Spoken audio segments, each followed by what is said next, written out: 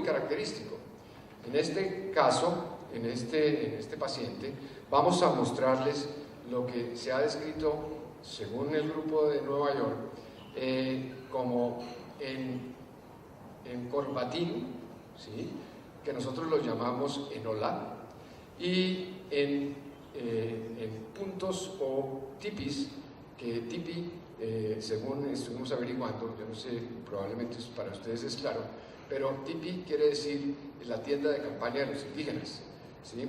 Entonces aquí vamos a ver el primero en la parte inferior, aunque en todas partes se ve realmente la lesión redondeada en el infrarrojo, pero ustedes ven aquí la alteración en donde se ve un levantamiento, ¿sí?, por encima del complejo, que es esto, ¿sí? Aquí está el complejo, y se ven como olas. Nosotros lo llamamos olas, el grupo de Nueva York lo llama como el corbatín, o ribbon, lo llaman ellos.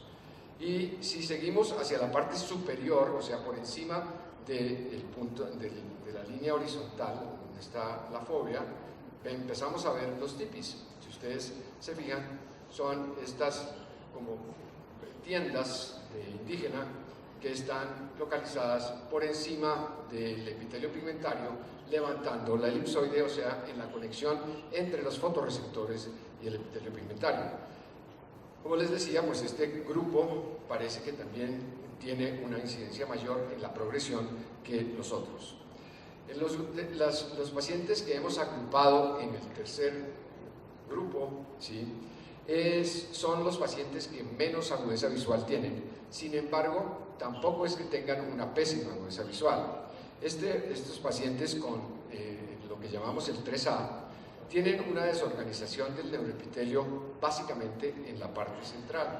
Y si ustedes ven una fotografía o hacen una fundoscopia y ven este tipo de cuadro, probablemente van a decir, no, pues realmente este paciente no debe tener ningún tipo de visión y sencillamente no hay nada que hacerle. Sin embargo, si pasan al siguiente paso, que es la famosa autofluorescencia, en la autofluorescencia vemos algo muy interesante. Primero, que en este sector podemos observar los grandes vasos, ¿sí?, en este sector los vasos intermedios, y probablemente en estas líneas medias blancas lo que están es la corneocapilaris. Si hacemos el OCT, vemos cómo existe una desorganización bastante marcada de la mayoría de las capas del neuroepitelio, tanto interno como externo, pero si nos acercamos a la parte que estaba blanca o la parte de la fobia, ustedes van a ver que en este sector se ve la elipsoide y la membrana limitante externa. No sé si es clara para ustedes, pero realmente es muy fácil de definir, y solamente en el sector del área foveolar. Este paciente tenía 20/80 de visión con el cuadro que ustedes veían ahí. De tal manera de que nos sirve muchísimo el OCT, la autofluorescencia, para determinar el grado y probablemente obtener una expectativa de lo que va a ser la agudeza visual de estos pacientes, sin lugar a dudas. El 3B es un grupo de pacientes que no es raro y que definitivamente tiene características muy interesantes, que probablemente ustedes también lo han visto. Es un paciente que vemos y que decimos que tiene una atrofia geográfica central, ¿sí?, y se le hace una autofluorescencia y vemos una zona que corresponde a la parte de la fotocolor que vemos como atrofia geográfica, que es autofluorescente o hipoautofluorescente, en donde esta autofluorescencia también tiene una característica muy especial, y es que ustedes no ven los vasos ni intermedios, ni menores, ni grandes, ni nada a través de la autofluorescencia. Y si hacemos un OCT, esto es lo que encontramos, que vemos que la mayoría de las capas, en todas partes, excepto en la parte que corresponde al área de la atrofia geográfica, también desaparece prácticamente toda la parte que tiene que ver con el neuroepitelio externo. Si ustedes ven ahí en la parte central, se ve que esta es la plexiforme externa, y a partir de la plexiforme externa no vemos ninguna de las capas que normalmente deben estar, que corresponden precisamente a los fotorreceptores. Y la otra cosa que es muy característica es esta hiperreflectividad en la zona central, probablemente debida a que no existen las capas celulares del neuroepitelio externo. Ahora vamos al grupo del 3C, que es en el cual vemos una peor desorganización de las capas del neuroepitelio, y este es el cuadro desde el punto de vista fotográfico, fundoscópico, y desde el punto de vista de la autofluorescencia, en donde ustedes ven que prácticamente solo observamos los vasos de mayor tamaño. Y esta es el OCT, en donde vemos que existe prácticamente una desorganización en todas las capas del neuroepitelio, en todos los cortes. No vemos en ninguna parte que haya ni siquiera vestigios de lo que es los fotorreceptores o las capas externas del neuroepitelio. Desde el punto de vista de para qué nos ha servido, porque eso es una de las cosas que me preguntan mis fellows muy frecuentemente, ¿y para qué le sirve a usted la clasificación? ¿Sí? Me ha servido mucho para dos cosas. Una, para darme cuenta personalmente que a pesar de tener unos cuadros fundoscópicos completamente aterradores, la persona puede tener una excelente agudeza visual, y que dependiendo de los exámenes que hagamos preoperatorios, podemos o no hablar con el paciente y decirle: hágase la cirugía de catarata, no hay ningún problema, porque su recuperación funcional central probablemente va a ser mejor, y sobre todo vamos a prevenir la pérdida progresiva que va a tener ese paciente por tener la catarata. Ahora pasemos a lo que es nuestra clasificación desde el punto de vista de la degeneración macular relacionada con la edad de tipo húmedo. En esta hemos usado, no hemos hecho nosotros esta clasificación, sino la clasificación que desde hace muchos años se venía haciendo y que se hizo inicialmente para justificar o para ver los resultados de las cirugías en membranas neovasculares, en donde se vio que si la mayoría de la membrana estaba por debajo del epitelio pigmentario, al hacer la remoción de la membrana, el resultado funcional iba a ser muchísimo peor, porque se llevaba uno el epitelio pigmentario. En cambio, si la mayoría de la membrana estaba por encima del epitelio pigmentario, definitivamente la respuesta funcional era muchísimo mejor. Y el tercer grupo es lo que se llama el RAP, o la proliferación angiomatosa retiniana, que en lugar de provenir los neovasos de la coriocapilaris, provienen de la central de la retina. O sea que la neovascularización parte de la central de la retina hacia las capas externas, a diferencia de en los casos de la neovascularización que parte de la coriocapilaris hacia las capas más internas. Vamos a mostrarles casos en cada uno de estos grupos, en donde en el tipo 1 lo que vemos es que principalmente están los neovasos por debajo del epitelio pigmentario. Este es el cuadro desde el punto de vista de la fotografía del fundoscópica, y a la derecha ustedes ven lo que nosotros vemos en los casos en los cuales hay neovascularización, en donde vemos tanto áreas hiperautofluorescentes como áreas hipoautofluorescentes, que no necesariamente son negras, sino hay también áreas grises. Y esto es lo que vemos en el OCT, en donde, como ustedes ven, desde las etapas tempranas, y nuevamente tenemos que hacer un barrido de la mayoría del área macular, está levantado el epitelio pigmentario, y por debajo es donde está básicamente la mayoría de la neovascularización, que aquí ya vemos y podemos suponer que hay alguna ruptura a nivel del epitelio pigmentario que permite que pasen algunos vasos de esta zona al espacio por debajo de los fotorreceptores. Fíjense ustedes que aquí hay zonas donde probablemente el epitelio pigmentario está disrupcionado, y esas son las zonas por donde probablemente está pasando la neovascularización que vemos en este sector, y ya hay este tipo de cuadros. Pero si ustedes siguen, van a ver donde aquí hay todavía más rupturas en el epitelio pigmentario, y hay más zonas por donde está pasando la neovascularización al espacio por debajo del neuroepitelio. Y en las partes más alejadas de la parte central o de la fobia, también podemos tener alteraciones y puede provenir de esa parte todo el problema que estamos viendo en el centro. Si ustedes se fijan acá, está el epitelio pigmentario levantado, probablemente lleno de la neovascularización, y en esta zona está también neovascularización levantando o entrando hacia la parte entre el neuroepitelio y el epitelio pigmentario. Esto es lo que llamamos la tipo 1, y la tipo 2 lo que vemos es la proliferación o la neovascularización principalmente por encima del epitelio pigmentario, y esta es la parte que, como les vamos a mostrar, se ve a nivel del OCT. Aquí vemos cómo desde zonas muy tempranas vemos como parches, ¿sí?, que probablemente cuando tengamos el Adaptive Optics o en FACE vamos a poder ver realmente la extensión de la neovascularización por encima del epitelio pigmentario, pero aquí nos podemos dar una idea de cómo van apareciendo parches de esas áreas de neovascularización que están por encima del epitelio pigmentario. Aquí está, por ejemplo, una parte que está por debajo, pero ya está roto el epitelio pigmentario y está pasando a la parte más anterior, de la parte externa, como vemos en este sector. ¿Para qué nos ha servido?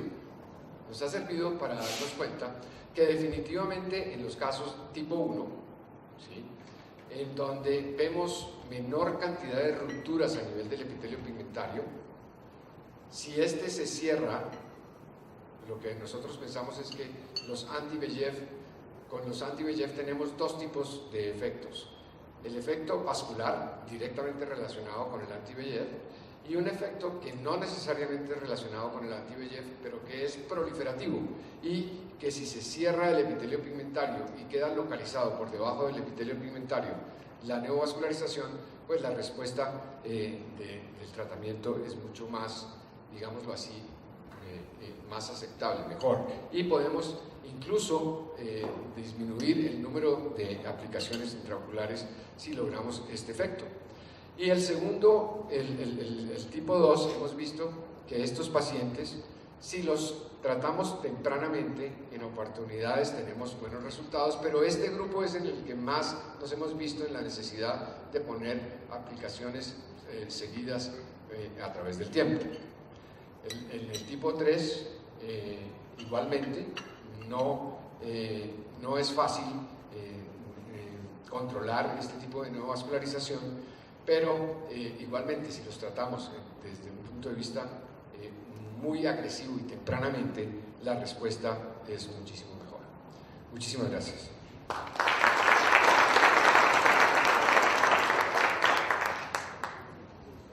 Gracias, Gustavo. El doctor Luis Sarracín va a presentar el tema de manejo de lujación del núcleo.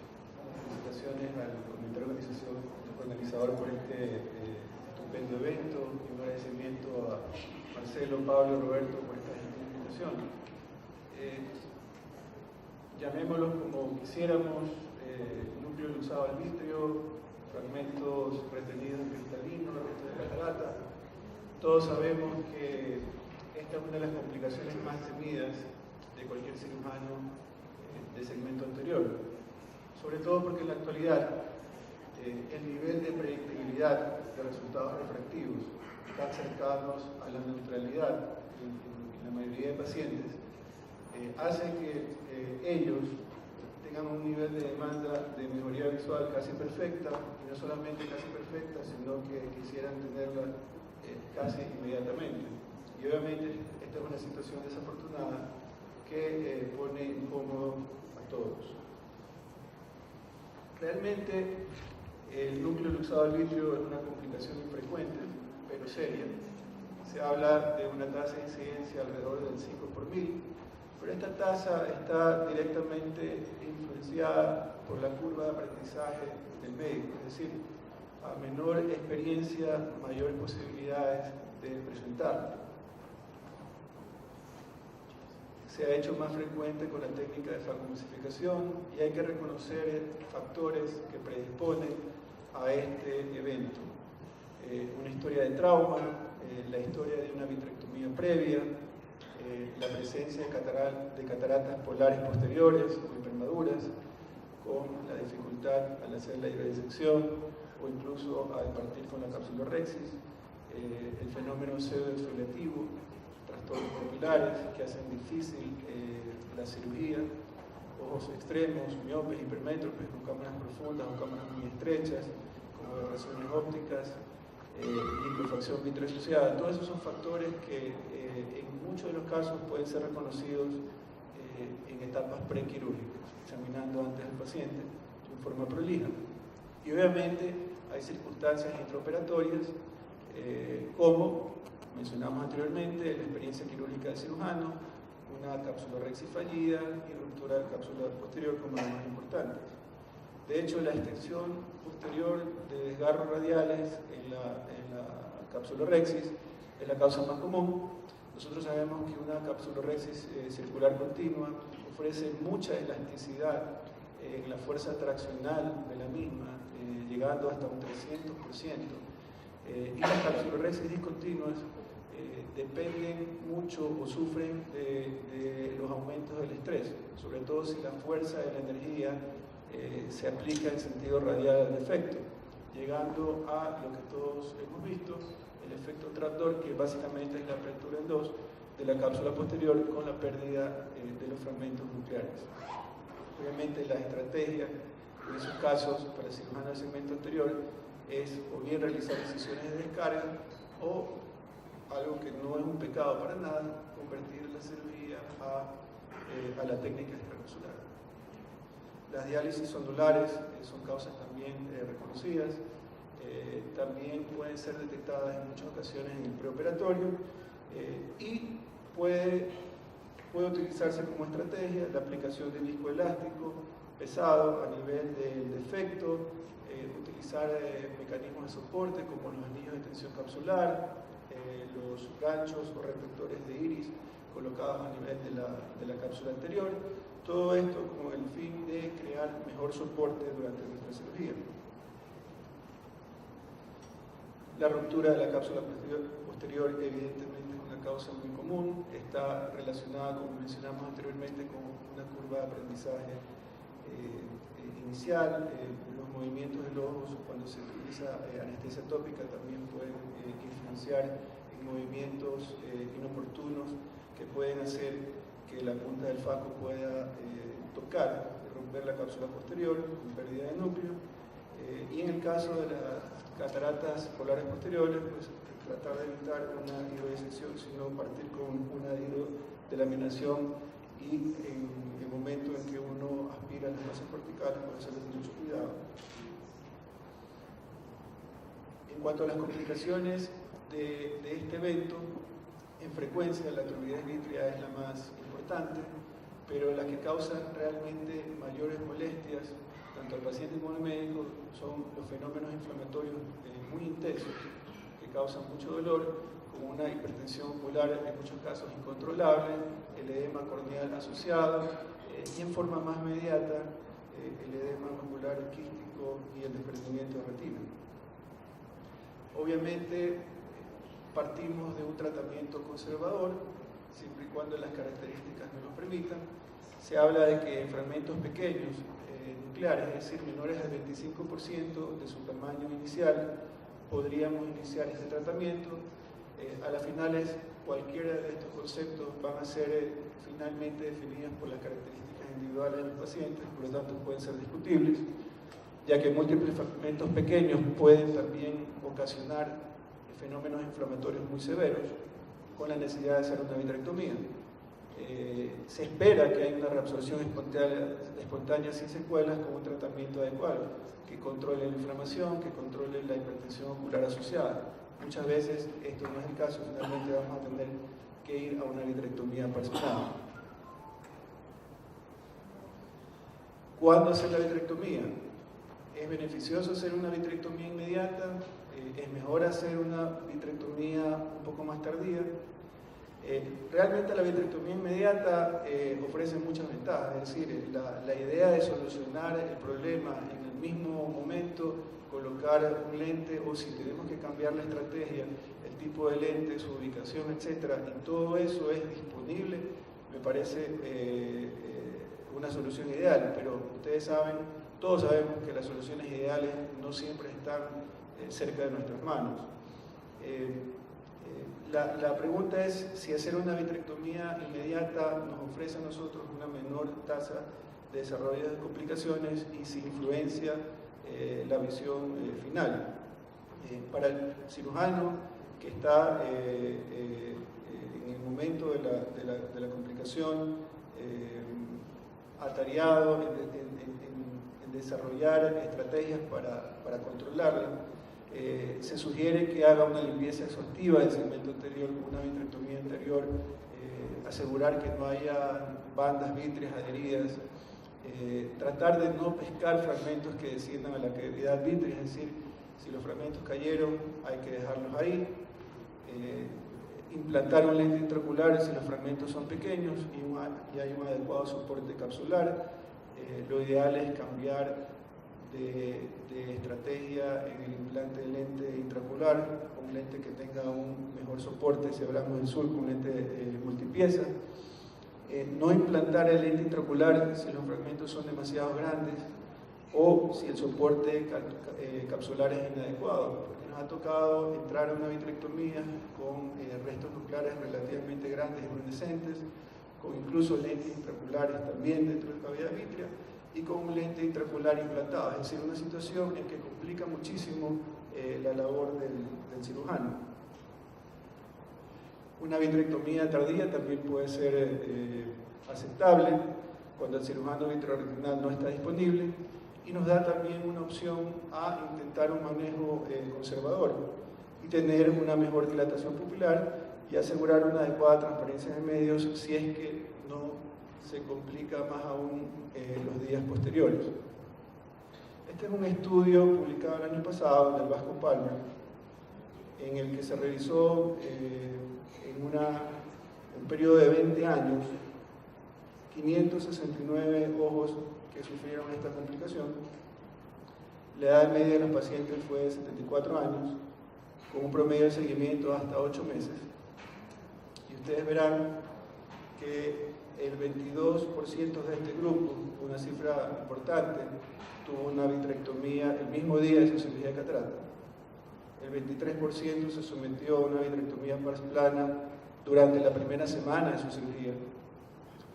Y como es lógico, la gran mayoría, el 57% de los pacientes se sometieron a una vitrectomía posterior un poco más tardía, un promedio de 22 días después de su cirugía de catarata. Ustedes pueden ver en cuanto a los resultados que en todos los grupos, el grupo del mismo día, el 61%, el grupo de menos de una semana, el 63%, y el grupo de más de una semana, 56%, llegaron a alcanzar una agudeza visual igual o mejor a 20-40. Lo cual nos lleva a concluir que el hecho de que hagamos una vitrectomía inmediata o una vitrectomía un poco más tardía no va a influenciar la agudeza visual final. Lo que sí podemos decir es que mientras más pase el tiempo al realizar una vitrectomía, es muy probable que sea más difícil controlar los fenómenos hipertensivos e inflamatorios y quizás la recuperación sea más tardía.